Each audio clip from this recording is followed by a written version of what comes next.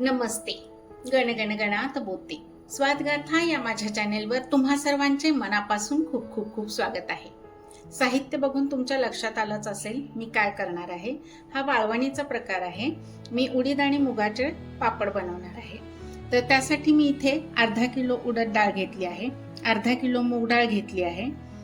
आता अर्धा किलो मुगाची डाळ आणि अर्धा किलो उडदाची डाळ, तर टोटल झाला आपला 1 किलो. तर त्यासाठी प्रमाण कसं घ्यायचं आहे, तर त्यासाठी आपल्याला की नाही काळी मिरी 4 चमचे घ्यायची आहे.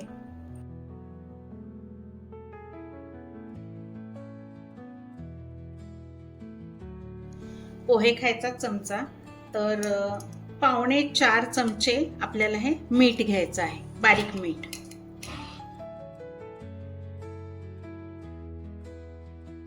आणि हे पहा थोडस कमी घ्यायचंय 4 ला. आता हिंग आपल्याला घ्यायचं आहे 1 चमचा भर.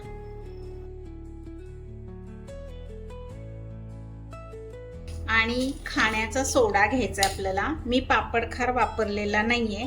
खाण्याचा सोडा हा पण आपल्याला 2 चमचे घ्यायचा आहे. तो 1 घेतला आणि हा दुसरा, तर 2 चमचे मी खाण्याचा सोडा घेतलाय. पापड खाणी पापड लाल होतात म्हणून मी खाण्याचा सोडा वापरत आहे.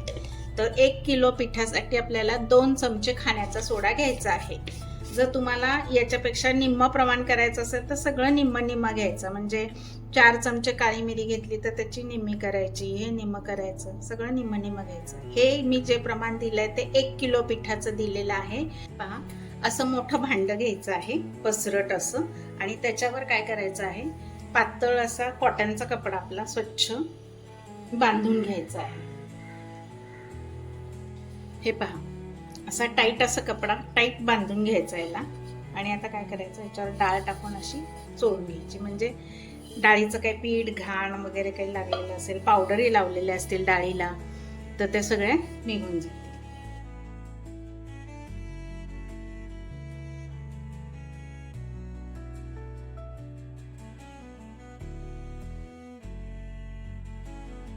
पुसलेली डाळ आहे, अशी काढून घ्यायची एका भांड्यामध्ये.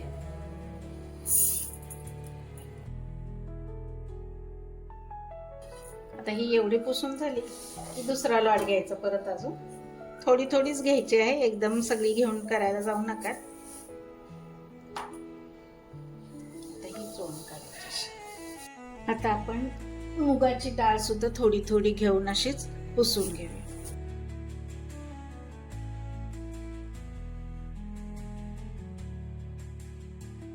हे पहा, माझ्या डाळी चाळून झाल्या आहेत.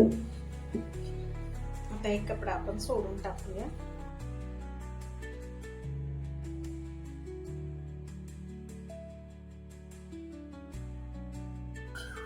हे पहा, असं पांढरं पांढरं डाळींचं.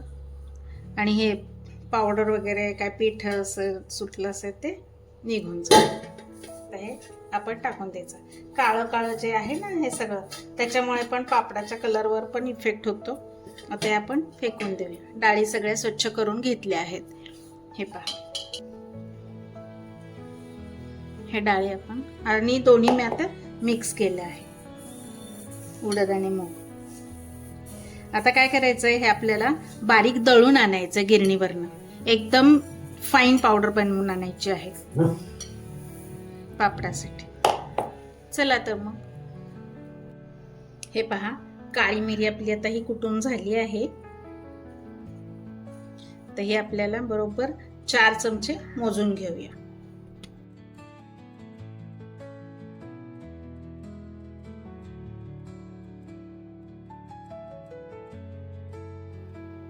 चार चमचे ही काळी मिरी घेतली आहे. चला तर आपलं हे 1 किलो डाळ म्हणजे अर्धा किलो मूग डाळ आणि अर्धा किलो उडीद डाळ पीठ दळून आलेलं आहे.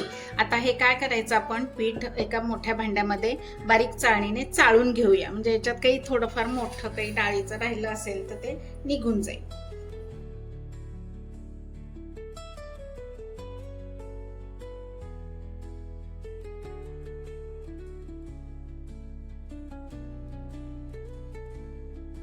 चला आता मी आता हे सगळं पीठ असं चाळून घेते.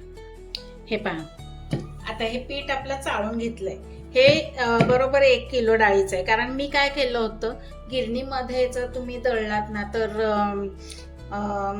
उडून किंवा थोडंसं असं वाया जातं पीठ. त्याच्यामुळे मी घेतानाच काय केलं होतं, 2 चमचे मूग डाळ आणि 2 चमचे उडीद डाळ जास्तीची घेतली होती.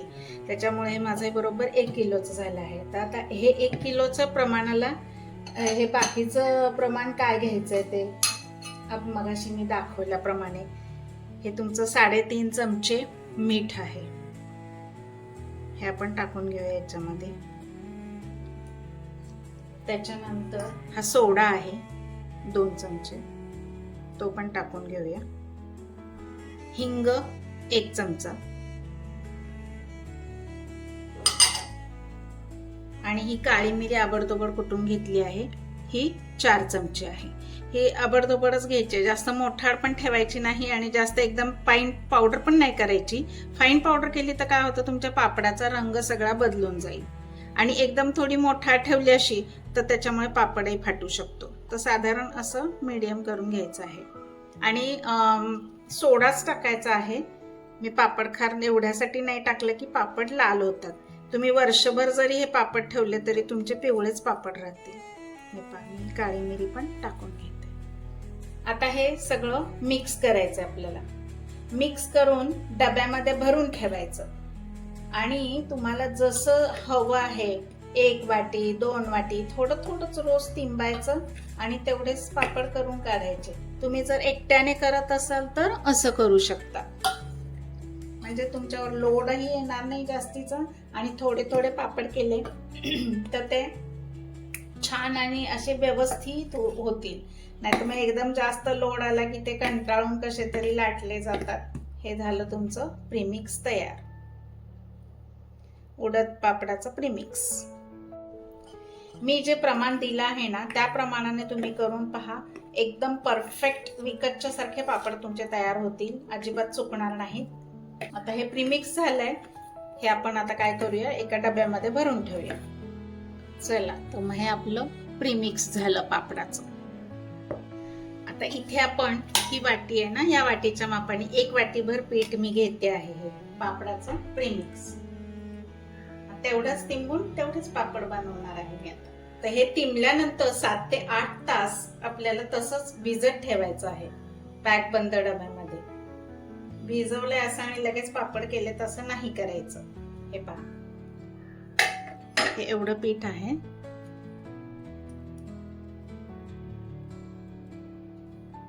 आणि थोडं थोडं पाणी मिक्स करत आपल्याला हे पीठ तिंबायचं आहे. एकदम पाणी टाकून सैलसर गोळा नाही करू द्यायचा, म्हणजे होऊ द्यायचा.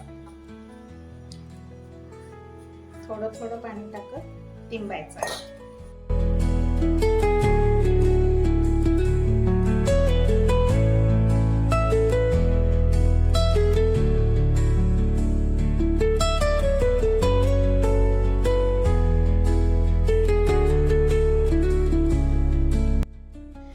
हे पीठ थोडंसं चिकट असतं, तर हाताला चिकटले असं तिंबल्यानंतर. तर मी काय करते, थोडंसं कोरडं पीठ घेऊन असं चोळून घ्यायचं, म्हणजे हे निघून जाईल हाताचं. हे पहा, थोडासा तेलाचा हात लावायचा असा आणि हा गोळा घट्टच घट्ट झाला पहा, असं छान पॅक बंद डब्यामध्ये ठेवून टाकायचं. 7 ते 8 तासाकरता ठेवायचं आहे, झाकून ठेवायचं 7 ते 8 तासांनी. नंतर आपल्याला याचे पापड बनवायचे. हे आपलं पीठ छान भिजलेलं आहे, रात्रभर भिजू दिलं आहे मी. आता मी याचे 2 भाग करते आणि या खलबत्त्यामध्ये आपल्याला कांडून घ्यायचं आहे. तर हे पहा, हे असं थोडासा तेलाचा हात लावायचा म्हणजे चिपकणार नाही. असं चांगलं कांडून घ्यायचं आहे, चांगलं मऊसूत करून घ्यायचं आहे. हे पहा, पीठ असं चांगलं टेचून घ्यायचं, म्हणजे मग आपले पापड पण छान खुसखुशीत होतात. आणि मेन म्हणजे की नाही, पापडाचे तुकडे पडत नाहीत, म्हणून हे आपल्याला असं पीठ टेचून घ्यायचं. टेचून चांगलं मऊसूत करून घ्यायचं आहे. आणि तुमच्याकडे जर असा खलबत्ता नसेल तर पीठ तर तुम्हाला मऊ करायचं, तर मग त्यावेळी काय करायचं, असं ओढायचं खूप सारं आणि हे पहा, हे असे पिळा पिळा पिळा घालायचं, असं खूप करायचं. पीठ अगदी मऊसूत होईपर्यंत याला असं करायचं आहे, म्हणजे पाट्या वरवंट्याची पण गरज नाही पडणार. हे पहा कसं लांबते पीठ, हे असं लांबलं गेलं पाहिजे. हे पहा छान माझं असं हे टेचून झालं आहे पीठ. आता आपण याचं असं रोल करून याच्या लाट्या करून घ्यायच्या आहेत. तुम्हाला जसं हवे, जेवढ्या साईजचे पापड हवेत त्यानुसार तुम्ही ह्या लाट्या करून घ्यायच्या आहेत. हे असं रोल करून घेतला की साधारण मी एवढ्या आकाराचे टाकत आहे. आता या सगळ्या लाट्यांना काय करायचंय, थोडासा तेलाचा हात लावून ठेवायचा, म्हणजे एकमेकांना चिपकणार नाहीत. आणि हे डब्यामध्ये पॅक ठेवायचं, नाहीतर मग काय होईल, वाळून जातील वर फॅनच्या वाऱ्याने.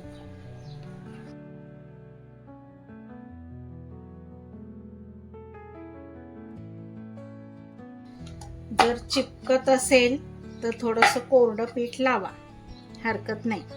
जास्त पण लावू नका, नाही तर मग जास्त पिठाने पण काय होतं, कापड वर्षभर टिकणार नाही, आळी जाळी लागू शकते. आता मला हा शक्यतो जिथपर्यंत लाटते चिपकत नाही तोपर्यंत मी हा लाटून घेणार. माझा मीडियम साईजचा पापड तयार झाला आहे. एकदम छान पातळ पापड झाला आहे, कुठेही तुटलेला नाहीये. तर असेच मी आता सगळे पापड बनवून घेते.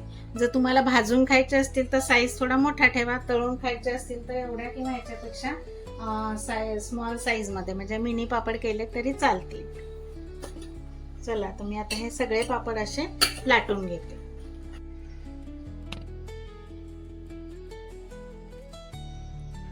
हे पहा, असे कोवळ्या उन्हामध्ये एक 15 ते 20 मिनिटं सुकवून घ्यायचे. चला आता हे आपले पापड 2 वाट्या पिठाचे केलेले आहेत. याला मी कोवळं ऊन दाखवून घेतलेलं आहे. आता मी तुम्हाला हे तळून दाखवते.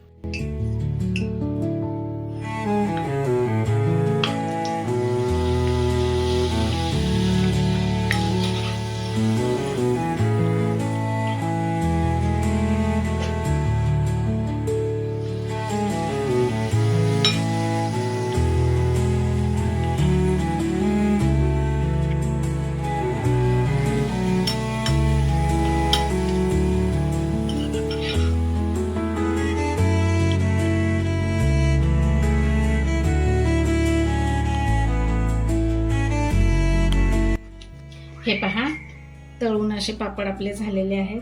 किती सुंदर पापड झाले आहेत पहा, आणि टेस्टला तर एकदम अप्रतिम असा पापड झाला आहे.